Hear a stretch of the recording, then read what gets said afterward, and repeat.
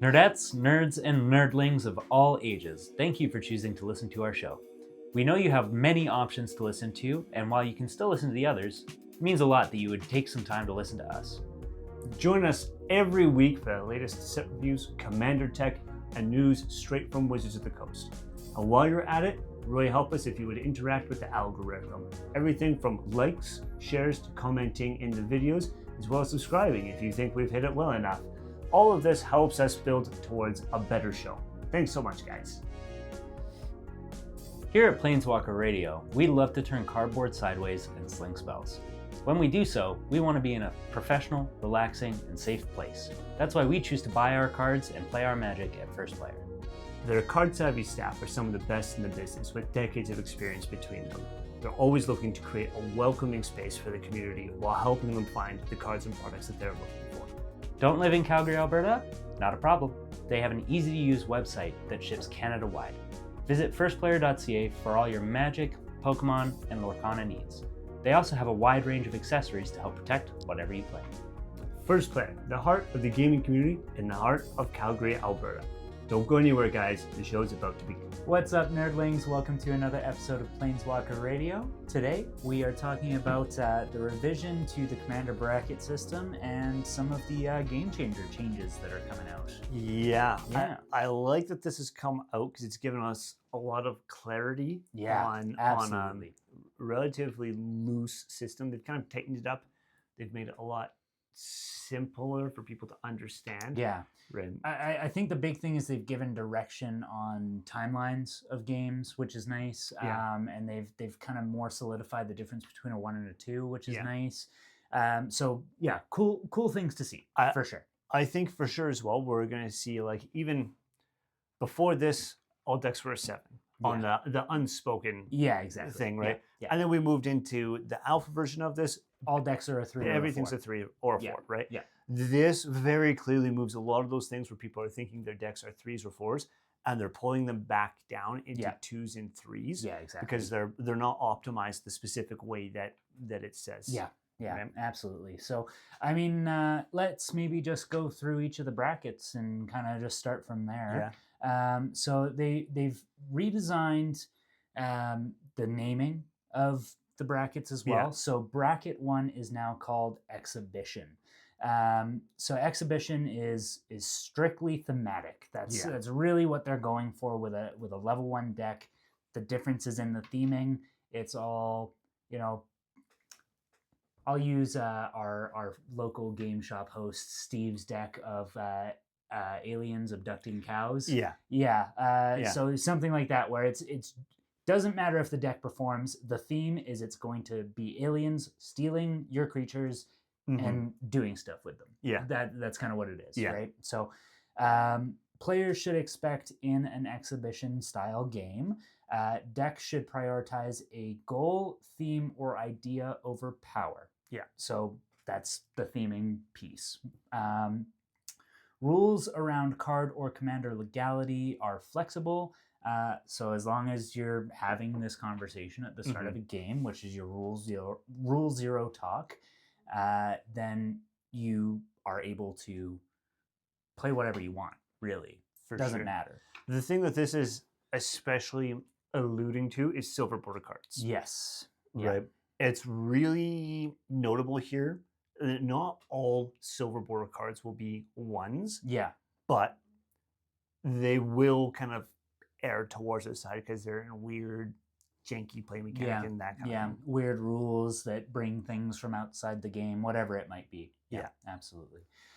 Win conditions are to be highly thematic or substandard. So you can't have a 2-card combo in here. You can't have a Sanguine Bond and Exquisite Blood.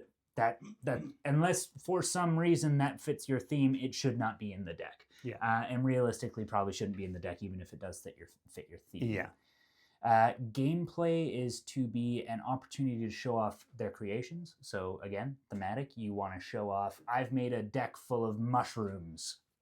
Yeah. That's it. I've seen fun ones where there's one guy I played against. He made a deck where all the card art had to be men with mustaches. Interesting. It absolutely was a 1. The deck was not good at all. No. But every card had a man with a mustache on it at some point. Fair enough. I could be in that deck as I have a mustache. Yeah. Lastly, it should be playing 9 turns. And this is the really cool thing that they've done with these new explanations of the rule set. They've kind of given a guideline on how many turns it should take before someone is dying or the game is ending. Yeah. So 9 turns at a minimum. And so it's very slow gameplay. It's 9 turns before anyone wins or loses. Yes. Which means before the game can even begin to come to a resolution, you're looking at 35, 36 turns. Yeah. Before you're getting to that point. So long games. Long games. So restricted by theme. So this is a very interesting piece of the 1 category. So the base rules are no game changers, no mass land denial, no extra turns, no 2-card combos. But all 4 of them, apart from 3 of them, apart from mass land denial, have an asterisk on them, where it says exceptions can be made if it fits the theme. Yeah. So if you have a game changer that fits the theme, i.e. maybe you're playing a treasure artifacts deck and all you care about is like a Mr. Krabs deck or something like that, and you want money. Smothering Tithe, a game changer, fits that theme. Yeah. Right? So something like that makes sense. Extra turns if you're playing a deck where you're swinging out just to get maybe attack triggers and you're not really trying to do damage, it's just to get the attack triggers, maybe that's where thematically an extra attack step could work. Right? Stuff like that. So interesting limitation there where you're comparing a 1 to a 2, because a 2 removes that asterisk. So no game changers, but a 1 you could technically have a game changer in there. Yeah. I think 1 is more of a wild card where you can't actually assign a value to it, because you could have game changers in there, you could have 2-card combos, you could have a silver border card there, and theoretically it plays like a 3, but it classifies as a 1 because you're kind of coloring outside the lines while you're doing it. Absolutely, yeah. Right? There's no optimization. You're not necessarily trying to win specifically. It's just a matter of I really want to build a Mr. Krabs deck now. I'm not going to lie.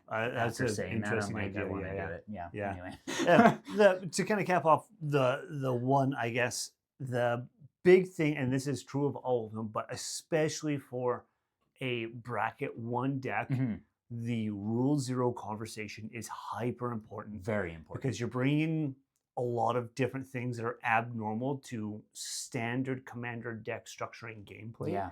And a lot of people might not have ever played against a silver card, as an example. I've only played against them once or twice, and I've been playing for 2-3 years now. So, they're not normal. Have that conversation. Yeah, absolutely. Yeah. We're moving up to bracket 2 here. This is the core bracket. This is our baseline for everything, including 1, right? Yeah. It's specified the difference between the core bracket or bracket 2 and bracket 1 is theme. Yeah, right? Yeah. So to go down to a 1, you need to add a theme. To keep it at a 2, you can kind of give away with the theme. Yeah.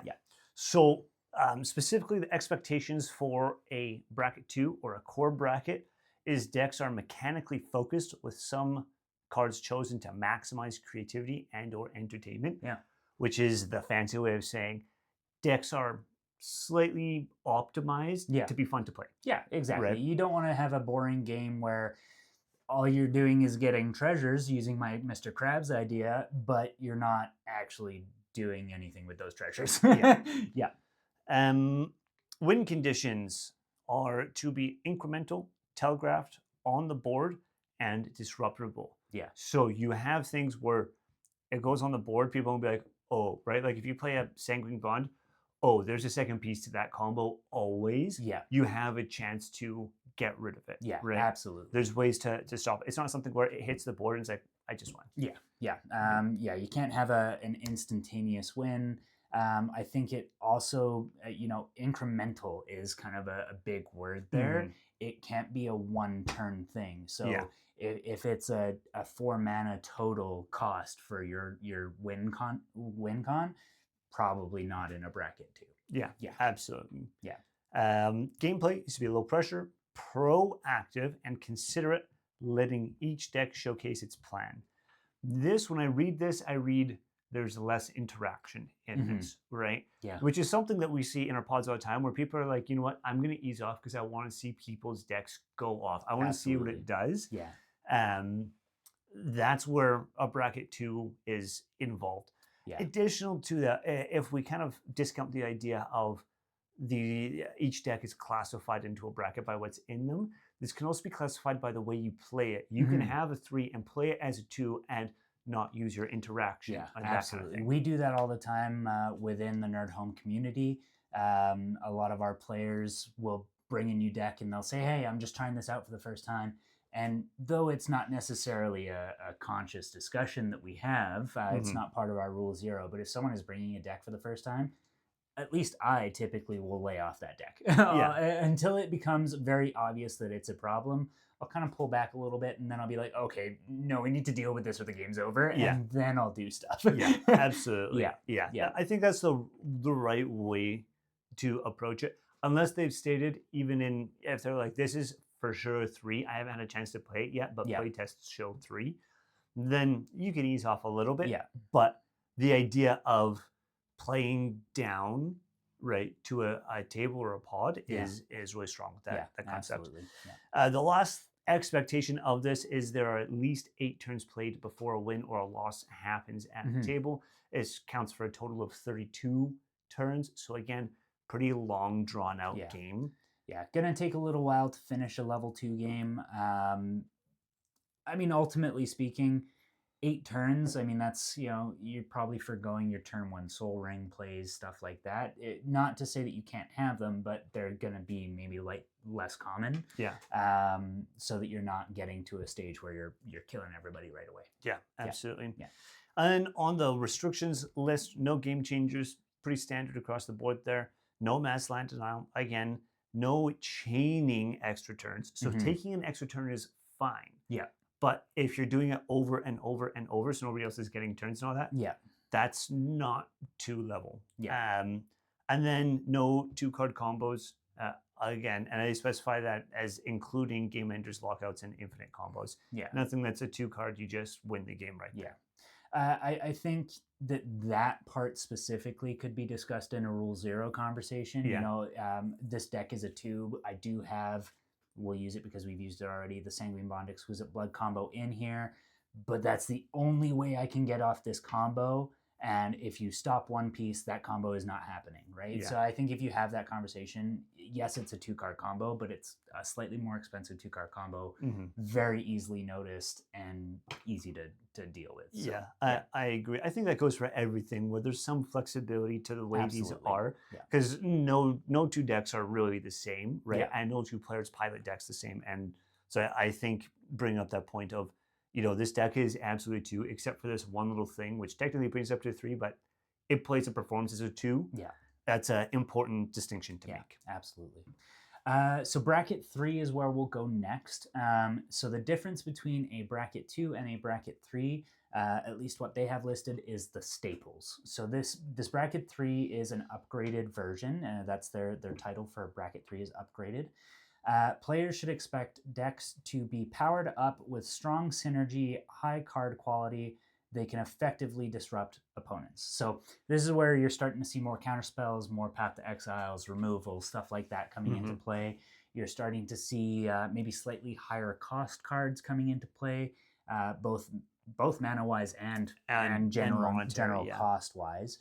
But not only that, you'll probably start to see, and this is where they're talking about the staples, the things like a Path to Exile, a Soul Ring, an Arcane Signet. You potentially have a turn 1 4 mana on the board, whatever it might be. That's where you're really coming with a level 3 deck. Next up, it says win conditions. So win conditions that can be played from hand in 1 turn, usually because of steadily accrued resources. So this is saying that you can play a winning move from your hand that has to be like counterspelled or something like that. That's the only way to disrupt it. But it shouldn't be one that is I have 2 mana out on the board, I win. Yeah.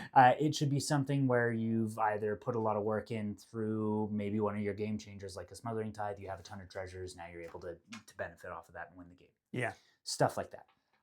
The way I read this, a good example that I read this of is the my Approach to the Second Sun Reprieve combo that I use, right? Absolutely. I can do it in one turn. I have to amass 16 mana before I can do it. Yes. Once I cast Approach the second time, that's it. Nobody can do anything I've got there.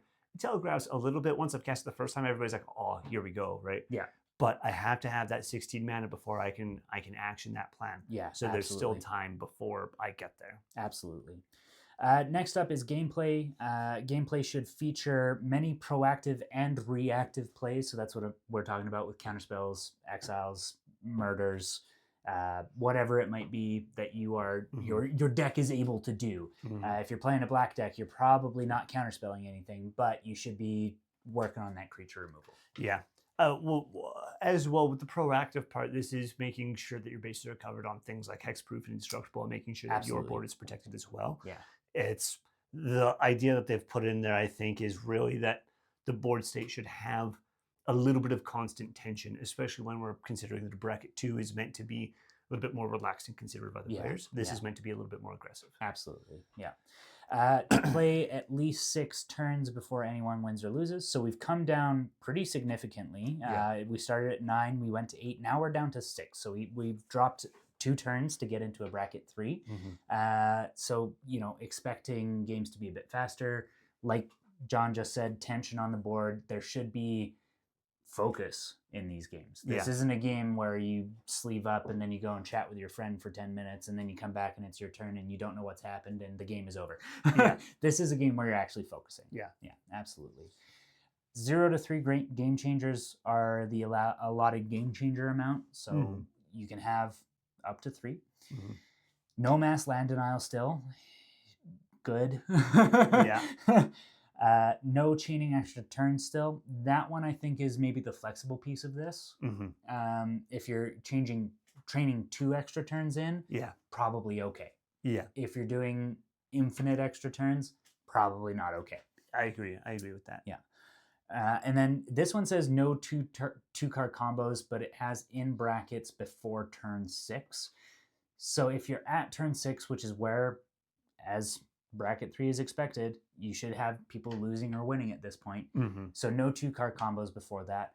Realistically, that hits most 2-card combos. It's pretty hard to get a 2-card combo out before turn 6 generically anyway. So does fit quite well, I think. Absolutely, I agree. Moves us into the next bracket where they've specified the difference between a upgraded or bracket 3 and an optimized or bracket 4 is speed. Right. Which makes a lot of sense. Once we get to the point where decks are starting to look optimized, the next thing is how fast can you access the things that make you win. Absolutely. Right. So they've specified players should expect decks to be lethal, consistent, and fast, designed to take people down as fast as possible, but do not adhere to the CEDH or the competitive meta game. Which is a really interesting distinction to make, because I've looked into CEDH before, and there is absolutely a meta game. There's combos that you see regularly throughout most decks. Absolutely. Especially, a blue deck is always going to have a mill to win combo that mills an entire deck and you win. That's what CEDH is all about. There's one way to do something. If you get there, you do it, you win. Absolutely. So this is not quite there, but it is fast, consistent. It will take people out as quickly as it possibly can. The win conditions vary from archetype to archetype. Right. So win condition is a win condition in this one. We're not thinking it's thematic or standard or anything like that. It's you get there however you can get there. Whatever your deck is meant to do, honestly, is kind of what the goal is. So you're still able to have fun with this. It's not like you're trying to fit, as we just talked about, a meta. Build your decks however you want. That's a key line for us. Build the deck the way you want it to perform. But have ways to win. Have ways to win. And quickly. We're not too worried about the drawing things out a little bit here. We're get there as fast as you can. Absolutely. Gameplay should be explosive, powerful, featuring huge threats and efficient disruption to match. Yeah. This feels like we're moving from, counter spell or that kind of thing into a fierce guardianship. Yeah. Right. Where we're free counter spells Yeah. and deadly relic for free or one mana removal, that kind of thing. Yeah. It's much more efficient, effective, faster. Absolutely. I think another thing with this as well is explosive and powerful. So this is where things like maybe a Warstorm Surge becomes more of a common card, because if you're playing a token deck, you need that Warstorm Surge out to spam damage across the board. Yeah. You're making powerful plays by doing something that in a bracket 3 or a bracket 2 was just getting you tokens. Yeah. Now it's doing damage, making it a powerful play. Yeah, absolutely. The last bit of this is turn limits 4 turns for win or loss. Yeah. Which, even from last dropping from 6 to 4, right? You're dropping from 24 down you're to knocking off another total. 2. Yeah. It's a win in 4 turns. That's the fastest I can go. I have one deck that can win in 4 turns and has done so a couple of times. Yeah. And I have to really work to get there and make sure that it does that. Yeah. Right. That being said, there are no restrictions on anything in it. You can put anything aside from Mass Land Denial, put it in there. Yeah. Don't though. Extra turns, over and over and over, extra Slam turns. 20 game changers in there. You can do whatever. Yeah. Other than Silver Border, right? Silver Borders, I think, exclusively belong in a 1. In Exhibition. Yeah. Yeah. Absolutely. Last bracket here is bracket number 5.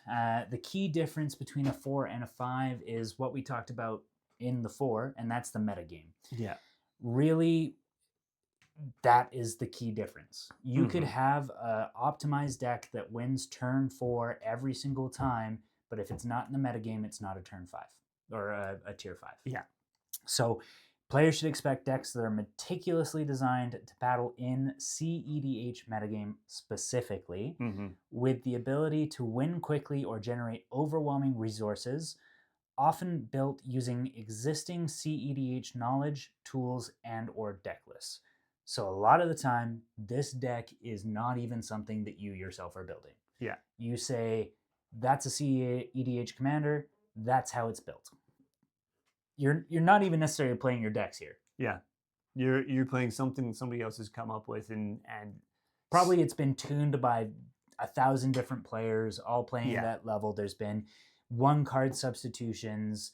It fits a specific regimented play style. If you draw the wrong hand, you're probably not going to win, that kind of thing. Yeah. Win conditions are to be optimized for efficiency and consistency. Looking to win on turn 1 here. Yeah. Gameplay to be intricate and advanced with razor-thin margins for error. Players to prioritize victory over everything else. Again, this is not a game you get up and walk away from. This is a game you play. It's over. Bing, bang, boom. No lollipop for you. Yeah. All games could end at any turn. You could have someone win turn 1. Yeah. That is what a CEDH deck does. Yeah. I think the thing that also helps differentiate this is you can still be in casual play in a bracket 4. Yeah. Right? If everybody shows up to bracket 4, that's great. Once you move into a bracket 5, once you're in competitive, you are no longer casual play. No. This is something that you bring out at a tournament. Yeah. It's something you bring out when you're in a high intense area, when you're trying to win something, when there are stakes. This is not something if there's that comes $1,000 prize at the end of the day, you're playing a level 5 deck. That's at the end of the day, you're not playing for fun anymore. You're playing to win, not to make friends. Yeah. Not here to make friends. Yeah. I really love the distinction that 5 is CEDH. Yeah. Because it puts for standard people like you and me and most people who are listening or a part of the community, all of us play in that range of 1 through 4. Most of the time, 2 through 4. Most of the time. Right. So it gives us a much better idea of, am I basic, intermediate, or advanced? Yeah. And putting your decks into which one, and then maybe moving them around a little bit based on your rules or conversation. Yeah, absolutely. Yeah. So we've gone over the overall overarching grasp of the new bracket system. Realistically, this has probably sounded pretty similar to what it has been for about the last year now to a lot of you. There are some minor changes that have come through. It's primarily tutor restrictions. They're gone. Yeah. You can have tutors in any deck. It doesn't matter what bracket. It doesn't matter what you're doing. There's no tutor restrictions. I guess they figured out that even though tutors are important, they're not guaranteed to win you the game immediately. Yeah. Yeah. So yeah, tutor restrictions completely removed. Yeah. The other thing that they did that I liked in this especially was they added a timeline. Yeah. They said the game should be going for about 8 turns, about 6 turns, or whatever the bracket that you're playing in is. Yeah. So that, maybe you're not running any game changers, but you're like, I'm consistently winning turn 6, turn 7, or turn 5, turn 6. Yeah. You know where your deck stands, even though you don't have game changers. Yeah, exactly. It's a bit more of a clear idea of how to place your deck in the bracket yeah, system. I mean, I've got a couple of decks where I run game changers in them, but they don't win that frequently. So it's even nice in that sense where I can say, okay, I have game changers, but this deck never wins unless very specific circumstances are reached. So maybe it's a 3 or maybe even a 2. Even though it has game changers in it, maybe it's still just a 2. Yeah, if it's consistently reaching end game in turn 9, it doesn't matter if you have a Smothering Tithe in there, it's still a 2. Yeah, exactly. I think that's a really great distinction for sure. Other than that, though, really all they've done with this is just expand on the principle that they brought out when they brought out the 5-tier system. Yeah. They've not really changed the 5-tier system. They've just made it make sense. Yeah, they've added clarity for us so that we know what's going on. Yeah. Cool. So, I mean, that brings us through the bracket changes, though not really changes, just explanations. Yeah. The next thing we want to talk about in this episode is just some changes made to the game changer list. So we now have a list of 30 game changers that are available. Game changers are what takes your deck, technically speaking, from a 2 to a 3, and then from a 3 to a 4, depending on how many you have. It's one of the criteria. They're very important cards. They will make your deck do what they are supposed to do much more efficiently. Yeah. But WotC, in all their wisdom, has decided these next 10 cards do not belong on the game changer list anymore. Yeah. Now they've taken these off for one of a few reasons, right? The first 4 that they took off is because of high mana cost. Yeah. Right? The CMC is just too high to justify. Yeah. Right? The next 4 after that, which we'll get into, are only, they're strong commanders, but they're not strong in 99. Yeah. Right? Yeah. Or they're not as strong in 99. And there's 2 more that they have individual reasons for at the end that we'll go over. Yeah. So first card that has been removed is Expropriate. Again, high mana cost on this one. Yeah. This is a 9 CMC, 7 generic, and 2 blue for a sorcery. Arguably, it is a good card still. Yeah. It says, starting with you, each player votes for time or money. For each time vote, take an extra turn after this one. For each money vote, choose a permanent owned by the voter and gain control of it. Exile, Expropriate. Very good card. Very good card. As a diplomacy piece, you have lots of potential to get more time, which is extra turns, which will probably win you the game, or to steal some very big nasty things off your opponent's boards, depending on the board states as they stand. So definitely a good card, but because of that high mana cost, no game changer. I kind of agree with this decision. 9 mana, even if it gets you 3 extra turns, 9 mana is steep, and in blue might be difficult to get to. Right. Blue doesn't have a huge amount of treasure gen. It doesn't have a huge amount of landfall or extra land stuff coming out. Yeah. So absolutely harder to get to. The next one that came off is Jin Cataxis Core Augur. It is a 10 CMC, which is just astronomical. It's huge. Yeah. 8 generic and 2 blue for a 5/4 legendary creature praetor. It has flash. At the beginning of your end step, draw 7 cards. Each opponent's maximum hand size is reduced by 7. Yeah. I've played against this several times. I hate this card immensely. Yeah. If you can mana cheat it out, great. great, huge. I have never seen someone play this without mana cheating it I've never seen Jin Katax's hard cast. Never. Right? Never. And it's because 10 is just too steep. Yeah. Right? And again, specifically in a mono blue, really hard to get to.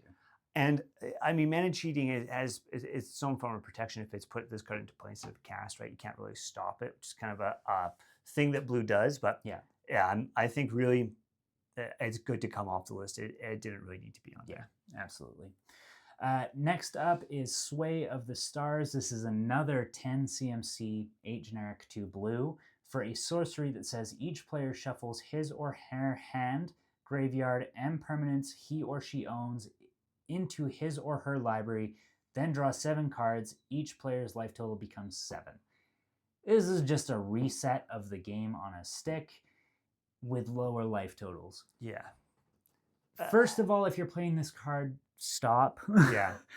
Second of all, 10 CMC, mono blue, hard to get to. Yeah, exactly. I also think, I'm pretty sure we went over this in the original when the Game Changer list came out, and it was the same idea of like, that maybe it should be banned because this is an unfun card. This is like, if this gets cast against me, I'm scooping. Yeah. I'm not restarting at 7 life. Yeah. Let's just shuffle up a new game. Especially considering like, even if you've set up your hand to have a really good next turn, your hand just got shuffled as well. Yeah. So that you're starting literally from fresh at 7 life with no idea what's going to happen next. It's just, unless it's played in the first 5 turns, which is 2 mana per turn, so good luck. Yeah. I would say I would never play this card. And even if I had it in my hand and I had the ability to cast it, I would never play this card. If I'm hitting in blue, if I'm hitting 10 mana in 5 turns, I'm not shuffling that away. No. I don't think it's a good card, let alone a game changer. Yeah. I think it's good to come off. Yeah, absolutely. Right? I strongly suspect that this card will get largely forgotten now. Yeah, very much so. The next one, and this is the last of our expensive cards. High mana cost. Yeah. Vorinclex, Voice of Hunger. It is 8 CMC, 6 generic, and 2 green. Again, for another legendary creature, Praetor. This is 7/6, which is kind of, 8 mana. It's mono green. I think that this, of all of the we took it off because it's too expensive cards, is probably the one I disagree with the most. Yeah. Because green can get to 8 mana in 3 turns. Yeah, it gets there real fast. Yeah. I understand why they're doing it. I'm not convinced it will stay off the Game Changer. They might go back and be like, you know what, it was a mistake to pull that off. Let's put it back on. Yeah. We'll see. Yeah. Vorinclex says, trample. Whenever you tap a land for mana, add 1 mana to your mana pool of any type that land produced. Mm-hmm. Whenever an opponent taps a land for mana, that land does an untap during its controller's next untap step. I also understand from a text perspective why they pulled this off. Mm-hmm. There's lots of mana doublers out there. Yeah. Lots of them. None of them are on the Game Changer list. They just exist. Yeah. There's lots of ways to make it so your opponents can't untap their permanents when they're tapped. Yeah. Lots of them out there, not on the Game Changer list. They just exist. Yeah. Yes, this is putting both of those things into one card, so I kind of get it. And I do understand why they put it on the Game Changer list to begin with. And like you, I think it might end up going back on. Mm-hmm. But at the end of the day, it's still a creature. Yeah. You can still kill it. It's easily removed. Easily removed. Yeah. I think I agree with it coming off, but if it went back on, I wouldn't put up a fight about it. Yeah. Yeah. This is kind of a neither here nor there. Yeah. Yeah. We're moving into they're coming off the list because they're not good in the 99. So these are still very good cards, mm-hmm. but in the 99, they're less so. So unless you're using them kind of as your commander specifically, it is what it is. Yeah. So first up, we've got Kinnan Bonder Prodigy, 2 CMC for a green and a blue there. 2/2 legendary creature human druid. So it does fit the ability to be your commander. You can use it. Whenever you tap a non-land permanent for mana, add 1 mana of any type that permanent produced.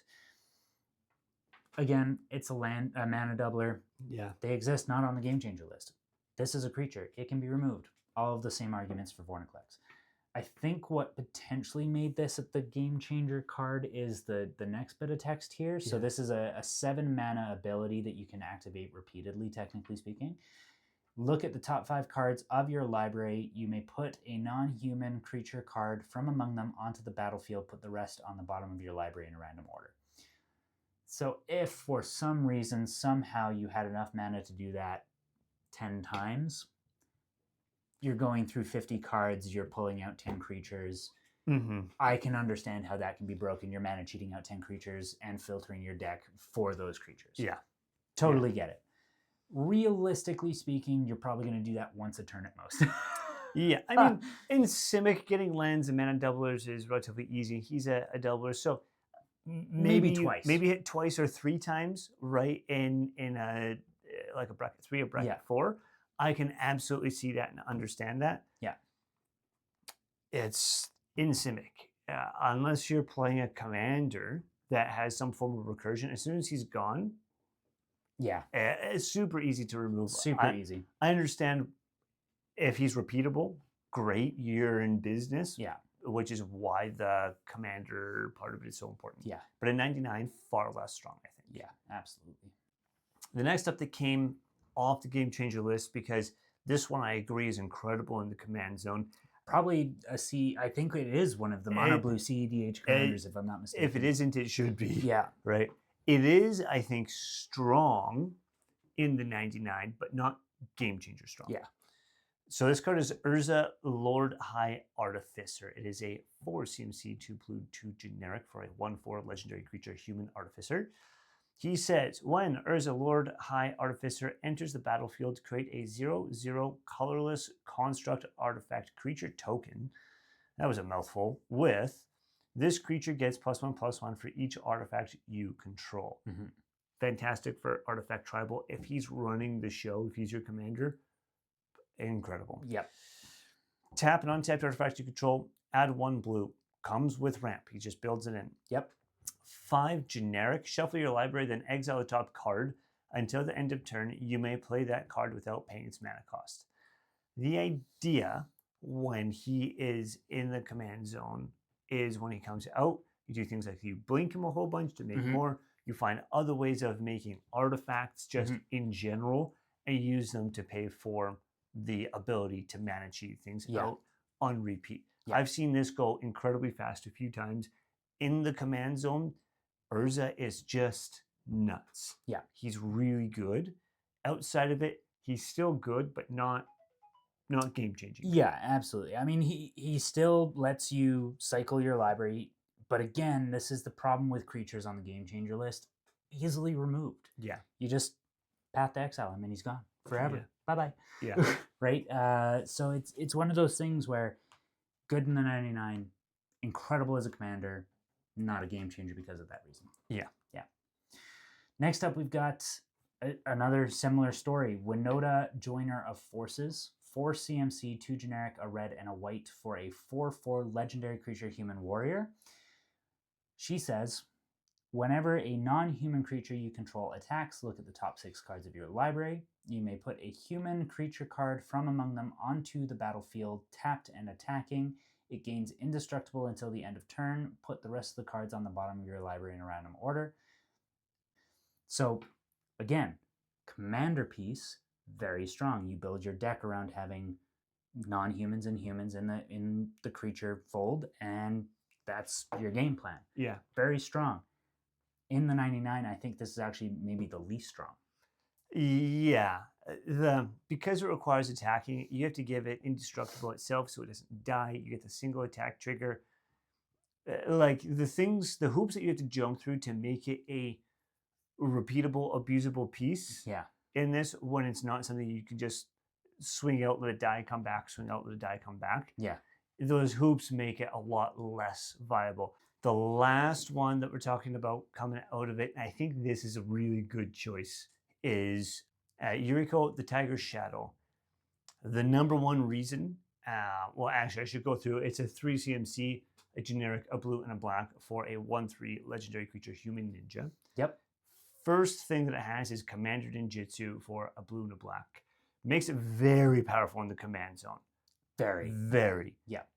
infinite recasts for blue black. Yeah, you just keep coming back. Yeah. But I mean, it doesn't even work if it's in the 99. Yeah. You literally, you don't have regular At all. ninjutsu. You only have doesn't. commander. It's just not good. She also says, when a ninja you control deals combat damage to a player, reveal the top card of your library and put that card into your hand. Each opponent loses life equal to that card's mana value. Again, really great ability. I've seen Yuriko decks do damage. Yeah. I think Bree had a Yuriko Bree deck, runs one or still, has yeah. one still, and it's savage. It can be a very dangerous deck. Yeah. But again, needs to be the commander. It has Thus to be the commander. It can't be a game changer. Yeah, absolutely. Even in the 99, mediocre. Yeah. Like I think Jenna has a Yuriko in her ninja deck. Yeah, her Satoru. Her Satoru deck. Yeah. So it does have a place, but not really. Yeah, not really. Yeah. Yeah. Next up, we move to an instant card. So this is Deflecting SWAT. 2 generic and a red for an instant card that says if you control a commander, you may cast this spell without paying its mana cost. I love a commander free mana cost spell. Mm-hmm. You may choose new targets for target spell or ability. So Deflecting SWAT is essentially a don't hit me, hit someone else spell. Yeah. While it's free when you have your commander out, it's still a notch below free counter magic game changers like Force of Negation, Force of Will and Fierce Guardianship. It has specifications that it has to meet to become free. Yeah. It doesn't quite fit game changer. It is good and probably one of Red's best counter magic pieces. Yeah, I agree. But not quite game changer level. The thing that makes it difficult for me is the targeting. Yeah. Right? It's the same flaw that like Imps Mischief has. Imps Mischief, fantastic. But if I'm playing a spell that doesn't have a target, you can't use it. Right? Yeah. You board wipe. Oh, that doesn't target anything. Great. So yeah. I understand it's very good, and by no means should people be like, "Oh, it's not on the game changer list. It's terrible." I'm never taking it again. Right? Yeah. It is still a good card. You probably should still run it because it will stop you against single target removal and that kind of thing. It'll let you really manipulate and politic the board, but not game changing level. Yeah. The last one that we'll go over here is Food Chain, which is a 3 mana enchantment. It's 2 generic and 1 green. It says, exile a creature you control as the cost. Mm-hmm. Add X mana of any one color where X is 1 plus the exiled creature's mana value. Spend this mana only to cast creature spells. I like this card thematically. I know that's not what we're talking about right now, but hey, rip this creature to shreds to get this creature out on the battlefield is just cool. It is just cool. Yeah. The reasoning they gave, the committee gave for why it came off is it's a combo card. It's good, but the bracket system already takes care of combo cards. Yeah. I think as I'm looking at this, I can understand why it would be a great card, right? You can use, like if you don't have the mana, you can use creatures, filter them in, filter things that you need more out. Yeah. I understand the power in that, the combos that can be used. Yeah. And I mean, if you have a token heavy deck, i.e., let's say you're playing a Chatterfang and you have this in there and you sack a billion squirrels and then you put out a Craterhoof Behemoth. Totally get it. But that's still a combo piece. You still need that second card to be able to play it. And even then, a lot of combos that are coming into this are more than 2 card combos. Yeah, exactly. You need to be able to set up to move into it. So there's still absolutely value in turning 100 squirrels into one really big thing. Yeah. Maybe you pay the X cost 100 times on a Hydra, and all of a sudden there's now a massive Hydra that's a problem for everybody. Yeah. So I get it. Great card, combo piece. Yeah, I totally agree. Yeah, I agree. I'm not upset at all that it came off. I think I'm probably going to put it in the deck now. Yeah. Yeah, absolutely. But that brings us to the end of our episode for today. Yeah. Really nice to talk about the new bracket system. It came out a little while ago. We've had some time to digest it. Yeah. Go over the changes, which frankly there weren't many. It's just nice to see the explanation. Yeah, it's nice to have some clarity. I feel like this works really well with how we we sign out. It'll help you make sure that, that you guys make the deck all about you, the games all about the gathering. We'll see you next time. Have a good one, guys.